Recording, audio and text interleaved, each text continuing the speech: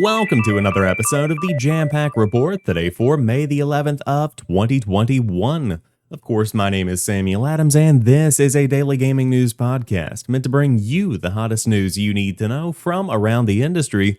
Hosted on YouTube and podcast services around the world 5 days a week, it's your one-stop shop for everything you need to know.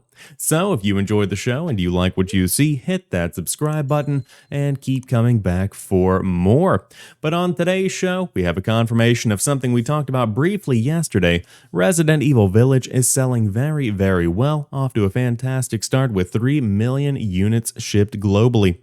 Capcom Company Limited today announced the new title Resident Evil Village for PlayStation 5, PlayStation 4, Xbox Series X, S, Xbox One, and PC has shipped over 3 million units worldwide. The Resident Evil franchise features survival horror games in which players utilize a variety of weapons and other items to escape terrifying situations. Cumulative shipments of the games in the series now exceed 100 million units since the first title debuted in 1996. Now, more than 25 years later, continuous support from the passionate fanbase across the globe makes it Capcom's flagship game series. Representing the 8th main entry in the series, the new Resident Evil Village is the sequel to Resident Evil 7 Biohazard, which has gone on to ship a cumulative 8.5 million units as of December 31st, 2020, and features a higher degree of action and even more expansive, highly engaging gameplay. In the game, players take on the role of protagonist Ethan Winters as they delve into a new kind of survival horror set in a mysterious icy village. Built with Capcom's proprietary RE engine, the game maximizes the potential of the next-generation devices to deliver stunning photorealistic visuals while utilizing cutting-edge audio technology. This, along with praise for the deeply immersive experience from fans allowing the game's demo, resulting in worldwide shipments of the title surpassing 3 million units. Moreover, in celebration of the series' 25th anniversary, Capcom will launch Resident Evil Reverse, an online multiplayer action game where players battle it out as popular characters from the series. The game will be provided free to players who purchase Resident Evil Village. Capcom further plans a number of initiatives to expand the value of the brand, including the franchise's first original CG animated series, Resident Evil Infinite Darkness, which will launch worldwide exclusively on Netflix, as well as a variety of other cross-media expansions. Capcom remains firmly committed to satisfying the expectations of all stakeholders by leveraging its industry-leading game development capabilities in order to create highly entertaining gameplay experiences. 3 million copies. So how does that stack up? Well, Benji Sales on Twitter has the rundown for us. He says, quote, Resident Evil Village has shipped 3+ million units at launch. The Resident Evil franchise has now surpassed 100 million units shipped lifetime, and here is how it stacks up to the competition. RE8 Village comes in at 3 million plus. RE2 Remake also comes in at 3 million plus in its first 4 days. Resident Evil 7 came in at 2.5 million, and Resident Evil 3 Remake, which was underwhelming for a lot of players, came in at around 2 million. He also adds, it's worth noting this is 500,000 units higher than RE7 and also did it in less days. The 2.5 million for RE7 is across 5 days. So there you have it. It seems that Resident Evil Village is building on that success of Resident Evil 7, and I would say the marketing around this game has been stronger than that of Resident Evil 7. Of course, whenever you have Lady Dimitrescu as your main focus, you have a lot of people that are sharing her, you have a lot of memes that are being created around her, and the conversation is focused almost entirely on Resident Evil for the month of May. This is one of the biggest games of the summer season, and for a good reason. It takes advantage of the next generation of hardware, it has a very strong marketing campaign, and on top of that, it's from one of the most legendary franchises in gaming.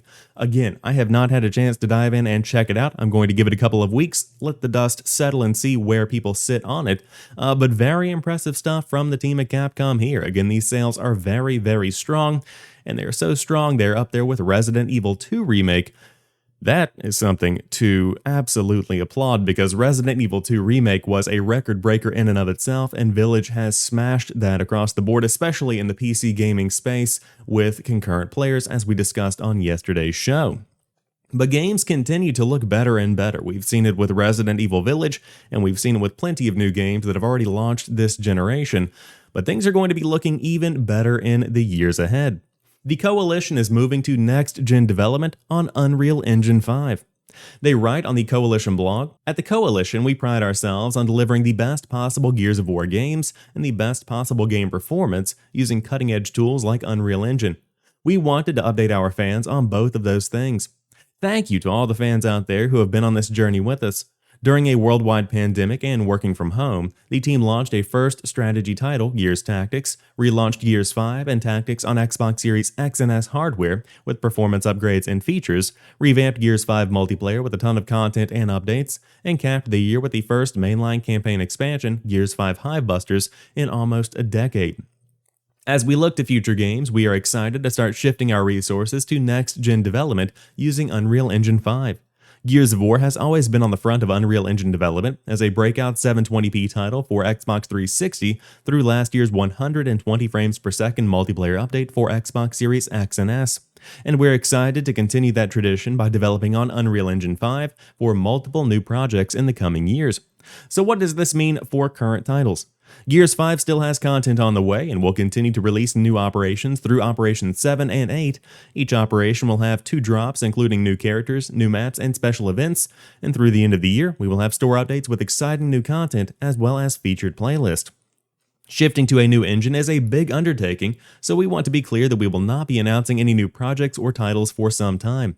Last, our amazing team needs more exceptional professionals to help us continue to push the envelope, so we're hiring. Thanks again to all of our fans. We are eager to get to work and show you what we're working on when the time is right. Signed, the Coalition. Unreal Engine 5 looks fantastic. We saw the tech demo in 2020, and it looks gorgeous. And so you'll see a lot of companies begin to move to Unreal Engine 5.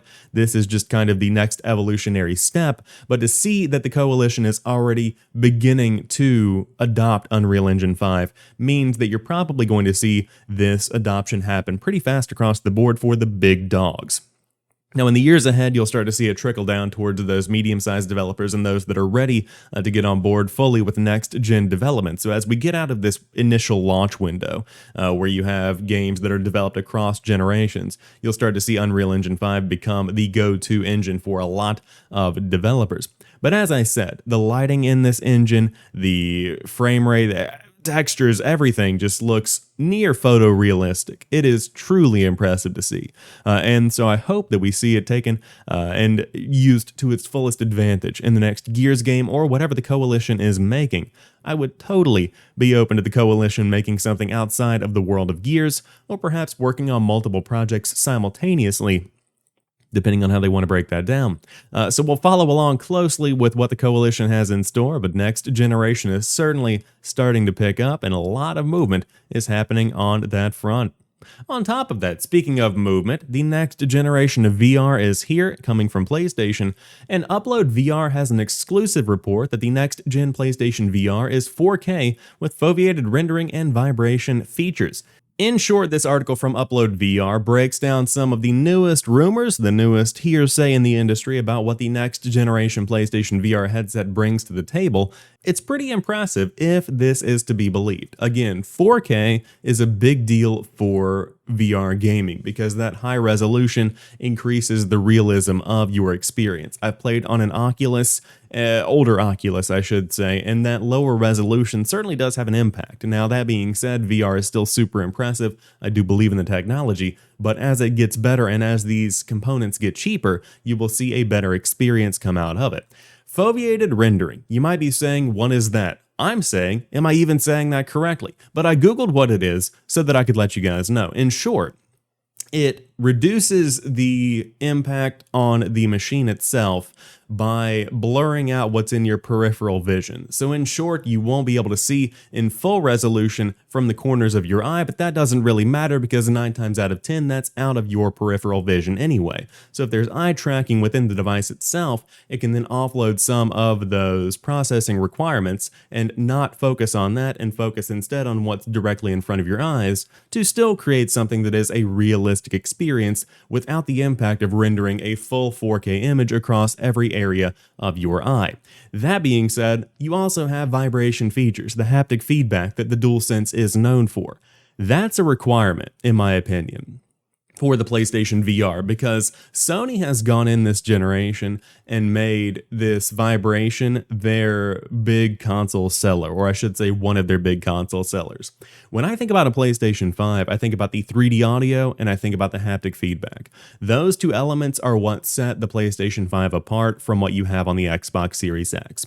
In the world of VR, that's what's going to set them apart from any other competing headset. You have the Oculus Quest 2, you have the HTC Vive, then you have higher end hardware, but none of them really have that same level of interactivity that you have with the DualSense haptic feedback. And so to bake that into these next generation controllers is something that is very, very important. And so I would say that's probably something that could be believed. But again, these details are included in the Upload VR rundown. The resolution is said to be 4000 by 2040 or 2000 by 2040 per eye. Very high quality stuff right there. And again, you can see how it stacks up to the rest of the VR lineup. But we will definitely stay tuned. I would say you're probably going to see this, if not towards the end of this year, definitely in 2022. If I had to guess, probably more towards 2022 because of the production issues with the PlayStation 5 currently. Doesn't really make sense to launch a PlayStation VR component whenever a lot of people are still trying to find the base hardware itself. So hopefully that is when we will see that come to light. Ubisoft is now officially branding all of its own games as Ubisoft Originals. This was something that was announced last week with The Division's Heartland, the free-to-play game that is coming later this year, or I should say 2021 to 2022, but it seems this is going to be used by all internally developed games. Ubisoft told Eurogamer, quote, "Moving forward, the Ubisoft Original mention is attached to all of Ubisoft's games created in-house by our talented developers," end quote. Tom Phillips at Eurogamer brings up a very good point. All games currently from Ubisoft are made in-house, which insinuates more games are going to not be made in-house. So he predicts that there is going to be some kind of indie program created, similar to what you see with EA Originals, where you have these smaller external studios that are partnering with EA as a publisher. That's something that could potentially be done over at Ubisoft. And so if you see an Ubisoft Original, this is probably going to be something that's attached to the stuff that you see from Far Cry and Assassin's Creed. That kind of makes sense. Personally, I thought they were going the other way around, where this was used to kind of identify smaller titles from Ubisoft, the indie titles, the new ideas, the experiments, like what you see here with Heartland. Of course, this is a big AAA game. This is not something that's going to be half-heartedly thrown around. This is just the next evolution of where the division should go. But it's an interesting move to say the least, and branding is very important because it sets the tone for what people should expect. Whenever I think about something that is an original, whenever I think about something that is an exclusive, I think about something that is unique to that brand, and it's very important to differentiate those. And whenever there is a good original, then you really see a lot of brand strength gained from that conversation had around that specific experience. So stay tuned for that. You'll be seeing this Ubisoft Originals tag on a lot more games in the years ahead. Finally, I just wanted to say this out loud on a podcast. Epic Games claims Fortnite is at full penetration on console. They don't think the game is going to get any more popular than it currently gets right now. It seems that they have reached market saturation, in their opinion, and that nobody else is going to come and really play the game in a super meaningful way where you see a ton of people coming in and really flocking around Fortnite in the same way that you saw between 2016 and 2018. It's a solid prediction. I'm not going to really comment on it one way or the other. This report comes from the Epic versus Apple court case in which Epic's marketing director Matthew Wessinger was asked about the impact of Fortnite being removed from the App Store. Quote, "The lawyer pressed him for details on how many iOS users Fortnite had when it was live, with Wessinger reporting there had been 2.5 million daily active users. He later explained this represented about 10% of Fortnite's total daily active users, or approximately 30 million users," end quote. That's a lot of people that were kicked off of Fortnite because of the iOS restrictions. Now, you can still play the game on Android in a sideload kind of format, but mobile is kind of largely out of Epic's reach at this point because of the moves they're making in court. But on the console side of things, they do say that they have reached full market penetration. So there you have it. We'll see if they continue to surge at any point in the future. But never say never. You know, you look at what Fortnite was at its very origin, at its very beginning, and before it had Battle Royale, that was one of those games that would have just gone into the wind. It would have been a Battleborn kind of situation. And then you see the Battle Royale come into the market, and they made it in just a couple of weeks on a shoestring budget, and lo and behold, it became something that continues to fund an entire company's philanthropic gaming ventures. And so, again, you can never write anything off for loss. But if I had to guess, Fortnite is kind of at its peak because so many people play it. Whenever you think about the go-to free-to-play game that anybody comes home to and sits down to after a long day, if they're just a novice gamer that just wants to shoot some stuff and not spend money, Fortnite's a good option. Just saying. But that rounds out today's episode of the Jampack Report. If you enjoyed today's show, drop me a like down below and let me know what you think about everything we talked about here today, but specifically Resident Evil Village. Have you played it? Do you want to play it? And what do you think about the game shipping 3 million units in 4 days? Would love to hear what you have to say. But until tomorrow, you guys have a fantastic rest of your day. I'll talk to you soon, and peace.